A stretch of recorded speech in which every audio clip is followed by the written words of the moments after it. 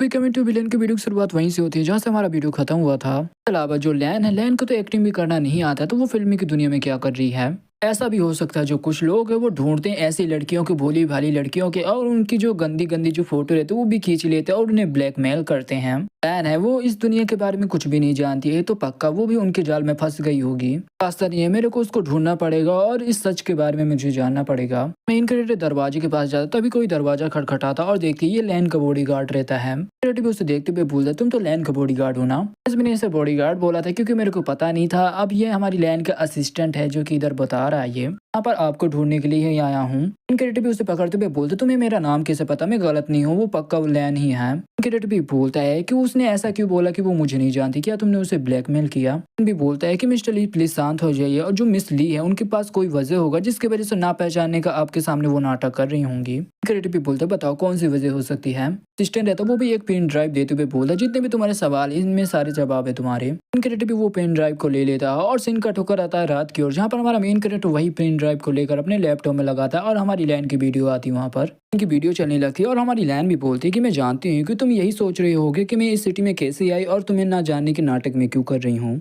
वो लैन बिल्कुल भी नहीं हो जो कि पहले हुआ करती थी।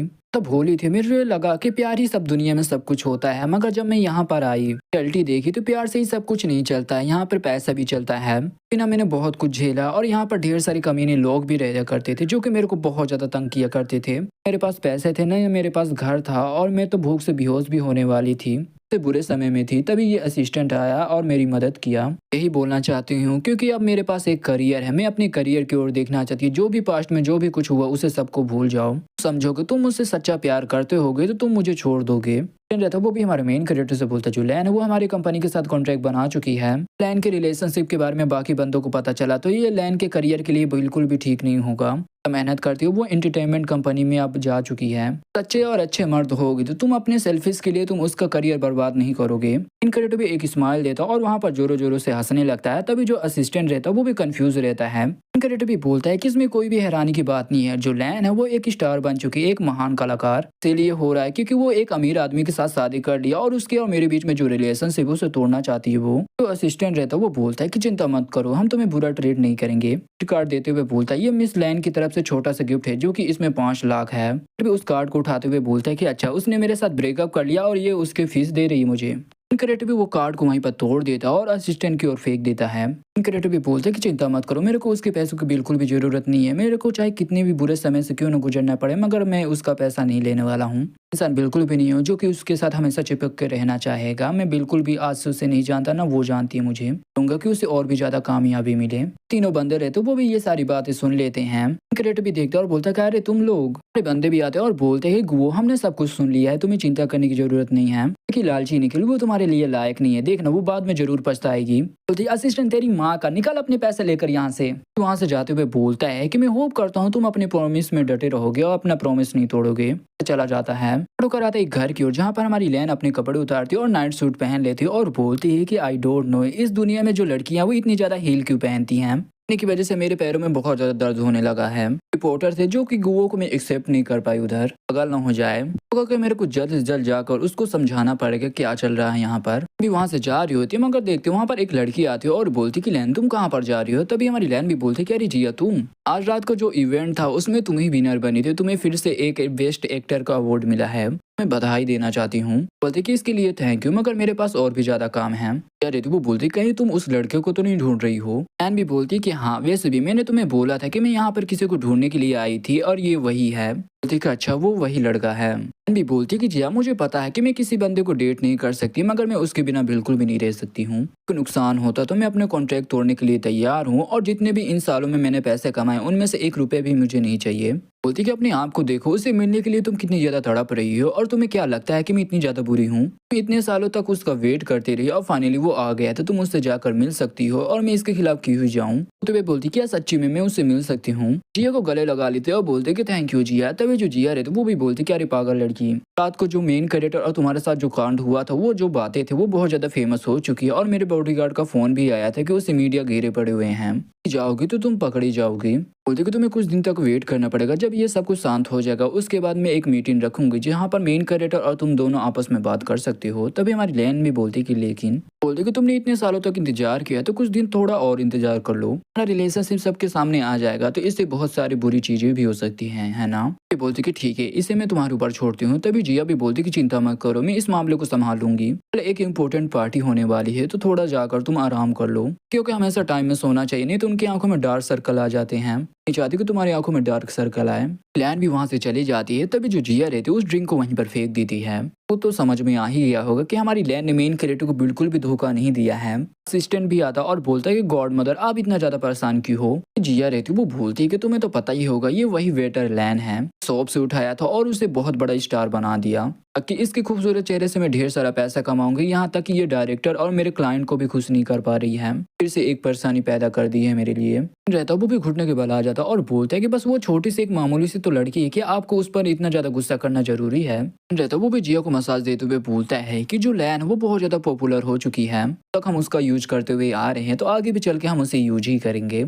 वो भी एक इविल स्माइल देते हुए बोलती कि तुमने सही बोला, जब सही टाइम आएगा तो मुझसे सारे पैसे ले लूंगा और इंटरेस्ट के साथ। बोलते कि जो मैंने काम दिया तो वो काम हो गया है क्या। बोलता है कि हाँ, हमने लैन की एक नकली वीडियो बनाई और मेन कैरेक्टर को दिखाया और उसने विश्वास भी कर लिया किया है कि वो लैन को दोबारा परेशान नहीं करेगा और उसने पैसे भी नहीं दिए, उसने लौटा दिए हैं। अरे तो वो भी बोलती कि वो बेवकूफ लड़का, उसके पास एक मौका था, वो अमीर बन सकता था मगर वो गरीब बनने का ही लायक है। अभी बोलती है कि जो लैन है उस लड़कियों को ऐसे नहीं जाने देगी और जब तक वो लड़का रहेगा तब तक लिए हमारे लिए बहुत बड़ा खतरा रहेगा।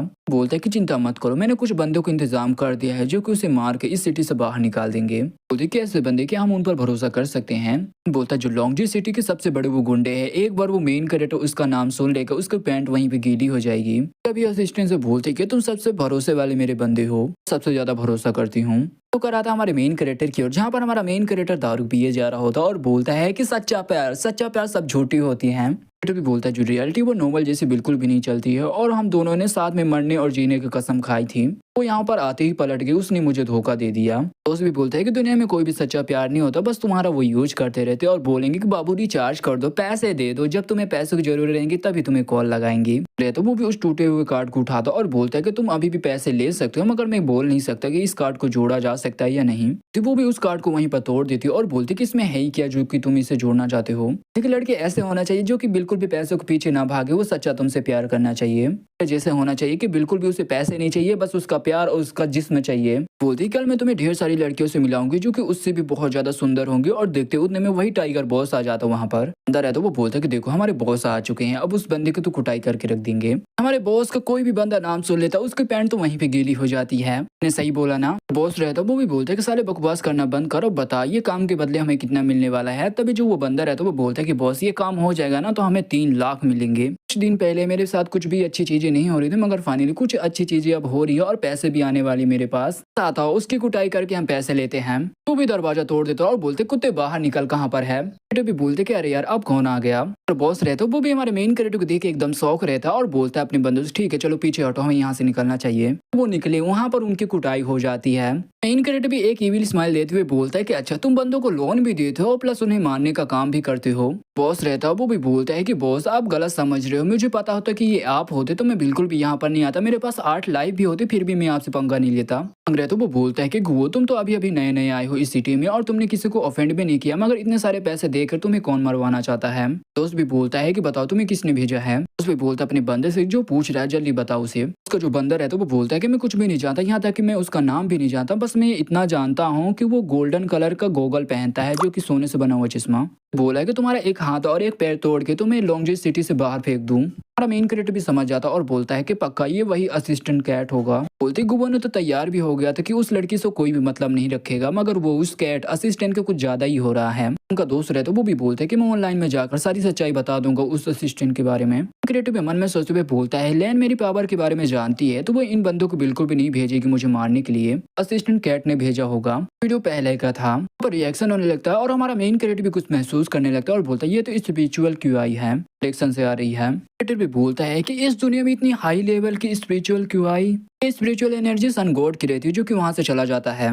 रहते वो बोलते कि अरे गुओ वो कहाँ पर गया। तभी उसका दोस्त बोलता है कि अरे यार वो फिर से चला गया, उसने पैसे भी नहीं दिए। मेन कैरेक्टर है तो वो भी सन गॉड के जो स्पिरिचुअल पावर है तो उसका पीछा कर रहा होता है। मेन कैरेक्टर स्पिरिचुअल पावर को पीछा करते करते एक गेट के पास आ जाता है, उस गेट को जैसे टच करता है वहां पर एक पोर्टल आ जाता है। रहते वो भी हमारे मेन कैरेक्टर को धीरे धीरे खींचने लगता है और हमारा मेन कैरेक्टर दूसरे वर्ल्ड में पहुंच जाता है। रैम रहता है, पर ढेर सारे बीस्ट रहते हैं। क्रिएट भी मन में सोचने लगता है कि मैं कौन सी जगह पर आ गया, कहीं मैं एंसर टाइम में तो नहीं आ गया।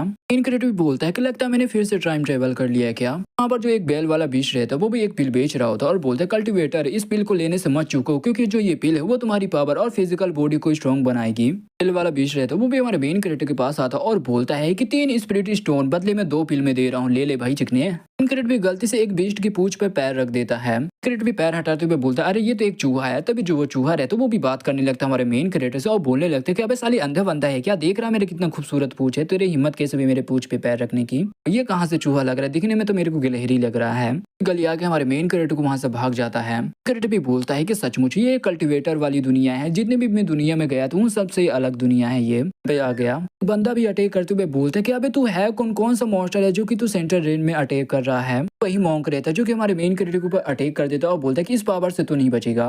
वही बुढ़ा आ जाता है और उस अटैक को वहीं पर रोक देता है और बोलता है कि अबे रुक जा साले। हमारे मेन क्रिएटर के पास आता है और बोलता है कि सीनियर फाइनली हम फिर से मिल गए। क्रिएटर भी बोलते हैं कि अरे बुढ़े ये तो तू ही निकला, अरे तू अपना नाम बता, तूने नाम क्या बताया था। तभी बुढ़ा भी बोलता है कि मेरा नाम सेंसु है, जो कि आप मुझे बुढ़ा ही बुलाना। मोंग भी आता और बोलते कि अबे बुढ़े तू इसे जानता है क्या। तभी जो बुढ़ा रहता है वो बोलता है कि अबे साले टकले मोंग, तू अभी भी इतना ज्यादा यंग है फिर भी तुझे याद नहीं है, पिछली बार जिस सीनियर से मिले थे ये वही सीनियर है। मोंग भी बोलता है अच्छा ये तो आप हो। इतना बोल के वो भी घुटने में आ जाता और बोलता है कि सीनियर थैंक यू, आपने मेरी लाइफ बचा ली। क्रिएटिव भी बोलता है क्या मैंने तुम्हारी जान बचाई, मैंने तो पिछली बार जो तुम्हारे ऊपर अटैक किया था उससे तो मेरे को लगा तुम्हारी कहीं जान ना चली जाए। बोलता है कि सीनियर आप नहीं जानते होंगे, मैंने फ्यूचर प्रिडिक्ट कर लिया था, उस रात कुछ भी हो सकता था, जान भी जा सकती थी और मेरे ऊपर बहुत बड़ी मुसीबत आने वाली थी, इसीलिए मैं स्पिरिचुअल स्टोन को ढूंढ रहा था, मगर आपसे मुलाकात हो गई मेरी, पर अटैक कर दिया था, मगर उस अटैक की वजह से मेरे ऊपर जो मुसीबत आने वाली थी वो मुसीबत नहीं आने वाली है, सब कुछ ठीक हो गया मेरे साथ। क्रिएटिव भी बोलता है कि मुझे लगा नहीं था कि मेरे उस अटैक से तुम्हारा जो प्रॉब्लम है वो सॉल्व हो जाएगा। बोलता है कि मैं आपसे नहीं मिलता तो मेरी जो जिंदगी वो बेकार हो जाती। बोलता है कि फ्यूचर में चल के आपको कोई भी मदद की जरूरत पड़े मैं अपनी जान देकर भी आपकी मदद करूंगा और बदले में मैं आपको पैसे भी देना चाहता हूँ। क्रिएटिव भी बोलते कि नहीं मुझे पैसे नहीं चाहिए। बोलता है कि आप पैसा नहीं ले रहे, आप पक्का मुझे नीचे दिखा रहे होगे। रहता वो भी हमारे मेन क्रिएटर से बोलता है कि आप उससे पैसे ले लो, वो बहुत ज्यादा जिद्दी है, वो पैसा आपको देकर ही रहेगा। क्रिएटिव भी मन में सोचते हुए बोलता है कि अच्छा लगता है कि ये लोग इस जगह को अच्छी तरह से जानते थे, ये लोग मेरी मदद कर सकते हैं बूफेन को ढूंढने में। साथ ही ये चैप्टर यहीं पे खत्म होता है क्योंकि इसके 599 चैप्टर थे जो कि मैंने कवर कर लिए थे और वो आगे के जो चैप्टर है वो आए नहीं हैं। एक कोई न्यू मांगा स्टार्ट करूंगा, तो इसी के साथ ये वीडियो यहीं पे खत्म होता है। तो वीडियो बनाए तो लाइक करो, चैनल में सब्सक्राइब करो। तो मिलते हैं किसी अगली वीडियो के लिए, तब तक के लिए बाय बाय।